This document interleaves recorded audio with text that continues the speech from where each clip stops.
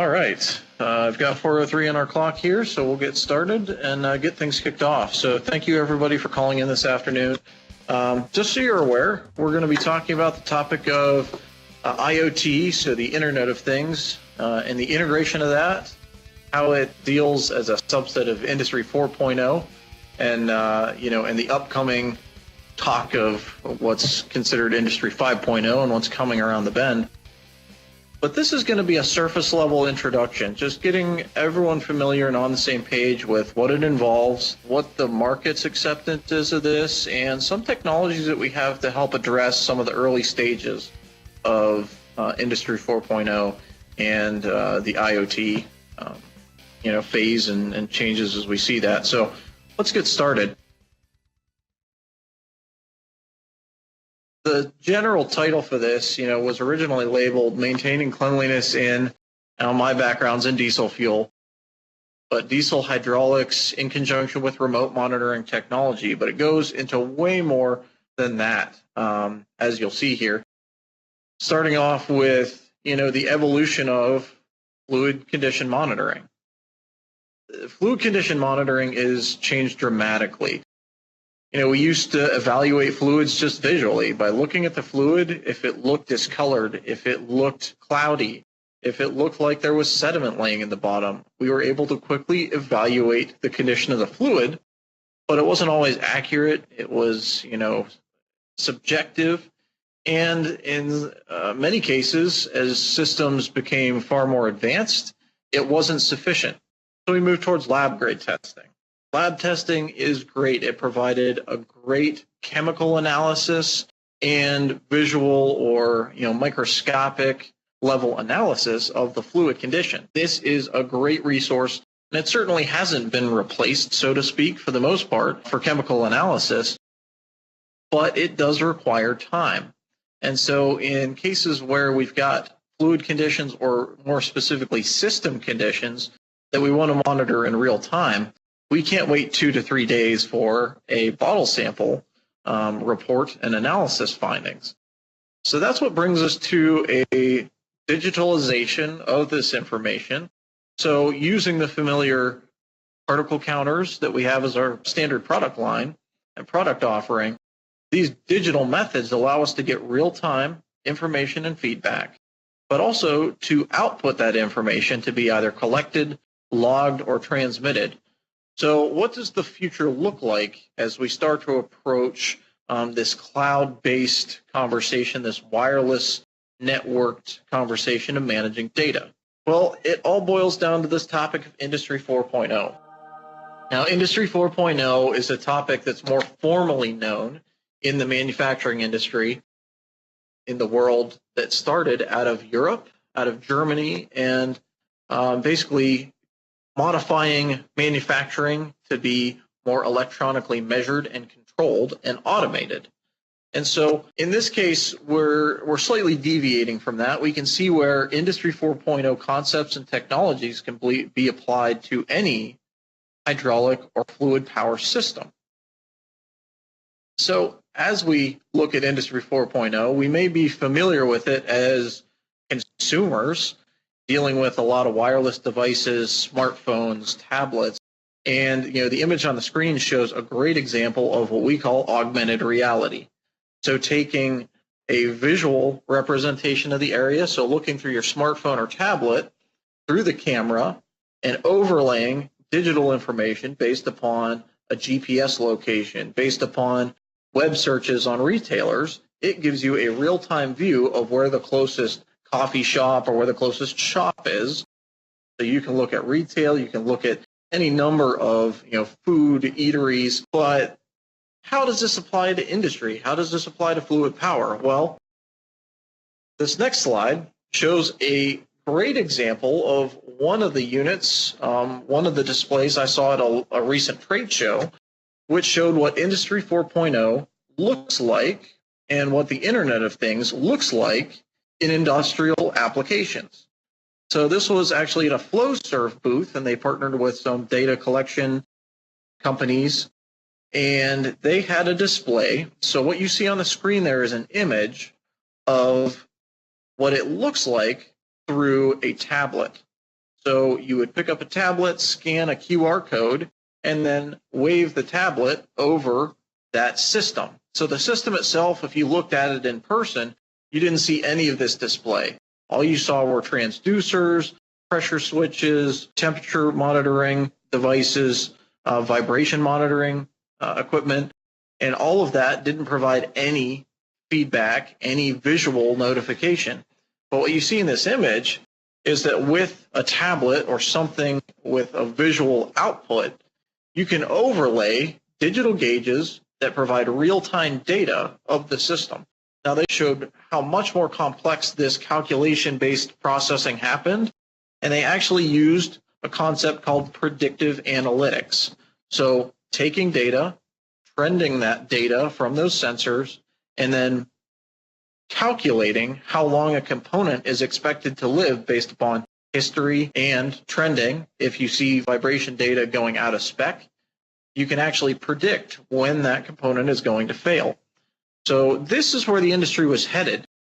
It's amazing to see how far and how advanced things can become in the fluid power industry. But we need to understand what this looks like. So let's break it down. For the most part, Industry 4.0 is made up of far more than 4 components shown here.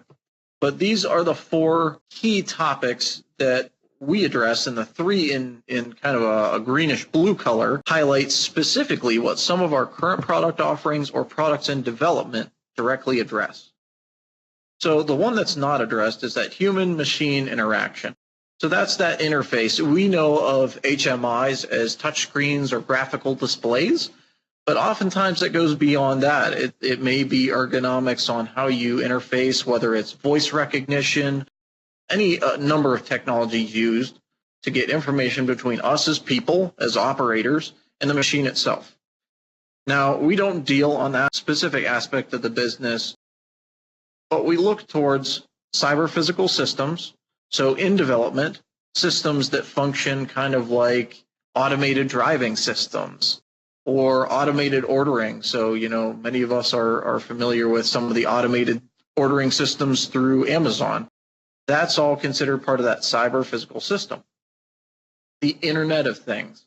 So this is a subset of Industry 4.0, but this is that integration of sensors, hard components, and tying that data wirelessly to a cloud or to a third-party website, and ability to view that information remotely. And in addition to that, the cloud plays a key role in this, storing the data, collecting it, and cloud-based computations, cloud-based analytics. So once you have the data, trending, what you do with that data to do predictive analytics or any calculations, algorithms that allow you to make informed decisions on how your equipment's running and how you maintain it. As we move towards solutions for this Industry 4.0 picture, it breaks down into 4 key, I would say, product clusters or product groups. Sensors, modules, so taking sensors and adding some more involved components to make them a little more than just a simple plug-and-play sensor. Gateways and systems that include ways of collecting the data from sensors and modules and getting it to that next phase, software, apps, and cloud computing. So starting with sensors, it's as simple as installing a device that will allow you to capture and transmit the data in a system. That could be anything from temperature, pressure, flow rate, the common ones that we're familiar with, but it can include additional sensors, including inclination, metallic wear, differentiation between that contamination, or vibration, other components that go beyond what we know as fluid condition monitoring. But that's what this provides and gives us the first steps, the building blocks to enable predictive maintenance. So here's a good graphical image of what predictive maintenance looks like. Now I know it's a lot on the screen, so let's break it down into 2 parts. The hard parts, we'll start on first, involve the sensors themselves. So what you would install in a system or on a component. So monitoring the simple characteristics of a system like pressure, temperature level, and flow rate are easy to integrate basic points of data that can provide value to an end user. Now, taking it a step farther, fluid sensors, so looking at the measurement of solid particles where water percent saturation, and even oil life or oil condition. Now we can take this steps farther in providing intelligent sensors. So these provide some level of intelligence at the sensor level to provide monitoring and outputs alarms of pump systems, valves, filters, accumulators, coolers, going beyond just an analog output that many of the early sensors provided. Now we take this input and we go to the other side of that graphic, which shows where we have those gateways, which allow us to take the data and then transmit it either through a wired network, like a LAN network over a TCP protocol, or through a wireless network. And then on the far right-hand side, you can see how we interface. So that human-machine interface, whether it's a smartphone, a wireless device, or a wired hard PC, laptop device, all the way to a cloud-based computing system. So whether it's a SCADA system for controlling a network of process systems, or vibration monitoring systems, or even just logging into a PLC or PC and using that data for further analytics and analysis, this is where we start to see that Internet of Things transition. Now, just to go back to an example, a practical, real-world example of a product that really opens the door to the Internet of Things conversation is the HY-TRAX solution. At the basic level, it provides a module, a way for a sensor to receive condition flow to measure fluid condition like particle counts, temperature, and percent saturation. Now we go beyond that to step into the Internet of Things using the GSM-based telematic solution. So through cell signal or through Ethernet, provide a web-based dashboard that allows you to analyze remotely the condition of the fluid on that given asset. Now this is a great example of what it looks like in our world. So accessing that data means getting it any time of the day, 24/7, 365, having access, whether you're on a PC or wirelessly through a smart device. These are really some of the transitions we see towards that Internet of Things revolution. To give you a view of what the HY-TRAX interface looks like, this is an example of that. On the screen, you can see a dashboard. So any number of the assets listed under a user's account will show a quick glance view of the condition that's being monitored using that HY-TRAX. So you can easily see quickly any items that fall outside the green normal operating range and what condition it currently is in and whether or not you need to consider action. Now you can drill into each of those components and you can see in real time, in addition with trending log data that provides you a history. So you can see whether or not you've seen spikes in certain characteristics that you're monitoring. And in addition to that, towards the lower right-hand side, you can set user-defined limits to provide warnings, flags, SMS or email alerts that will notify an operator, a manager, an end user that these conditions that are being monitored are falling out of spec. So you don't have to stand there or pay someone to monitor this dashboard in real time. You can set alert points that allows some automation to the system. All of these points are key concepts that are part of the Industry 4.0 and the transition towards the Internet of Things. But how do we apply this in the real world? We need to see where tangibly this shows value. Now, this seems like a horribly simple application by just installing a TCM FC. And you might ask, well, how is this stepping towards the Internet of Things? Well, I use this example because a lot of the end users are not comfortable with allowing a complete automated control of their maintenance and system. They want to have a grasp of physical involvement in the decisions made on their equipment, but they would still like real-time monitoring and real-time output of conditions. A nice compromise to that is a stepping stone like a TCM FC, so a particle counter with an aqua sensor, which provides real-time output of particle counts, water content, percent saturation, and temperature. Now they can react in real time based upon these outputs. In this case, it was a drill rig piston pump that was being monitored on a number of test drills. Their issue was that a lot of the failures, in this case 80% of the failures, were caused by contamination issues, but they never had a way to react in real time. Now you can schedule regular intervals of bottle sampling, wait 2 to 3 days to get results, and unfortunately many times that's too late to be able to react and resolve an issue before it causes catastrophic failure. In this case, they needed to monitor in real time some of the characteristics that would allow them to make decisions to stop operation, repair, or resolve an issue that may cause a catastrophic failure.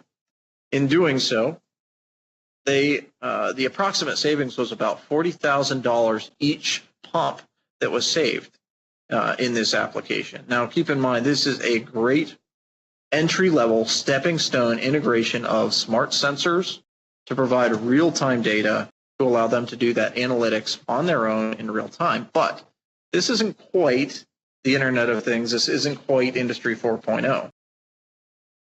So we'll show you another example where another application involved a mining vehicle fleet. So high-dollar assets, very expensive equipment that has significant cost impact regarding downtime and unscheduled maintenance. So their interest was in reducing those unscheduled maintenance events, really extending the life of the components, the fluids, reducing those service intervals, and increasing availability and efficiency of the fleet in the same hand. So in order for them to do that, you have to monitor in real time. You have to be able to trend the data of these systems that they're trying to collect and extend the life of. So through mobile particle counting devices, telematic solutions, and smart filter solutions, it allowed them to do that by integrating a number of solutions. They were able to save in 1 year's time almost $250,000 in their bottom line maintenance costs. So there's some value in taking it a step farther. So we talk about what it means to go towards the surface level Internet of Things and what solutions that we currently offer to help take those first steps in doing so. But how do we start to help our customers, help our end users move in the same direction? So we always want to be asking, what data can be gathered from my equipment? So where can I install sensors? What data is important to me? And what value is there in monitoring this data in real time or providing that data remotely? So we need to start asking those questions to help us make informed decisions, to help our customers, our end users, choose wisely what data they want to collect. Now, without the data, we can't do any analysis, so we need to start there.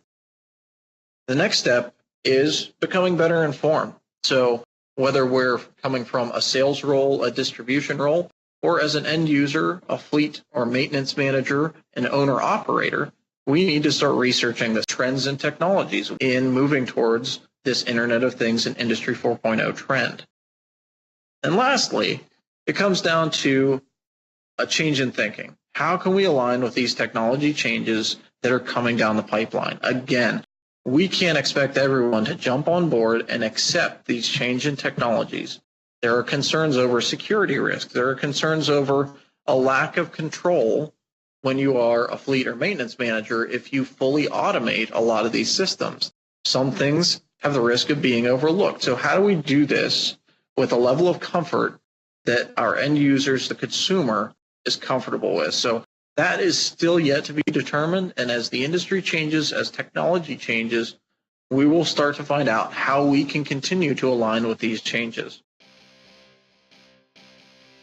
So with that, we'd like to thank you for taking the time to go with us through this topic of Industry 4.0 and the Internet of Things. As far as resources available to you through the Schroeder Industries organization, we've got a number of filter systems specialists, product managers, group product managers who are more than willing to help and support with any questions you might have.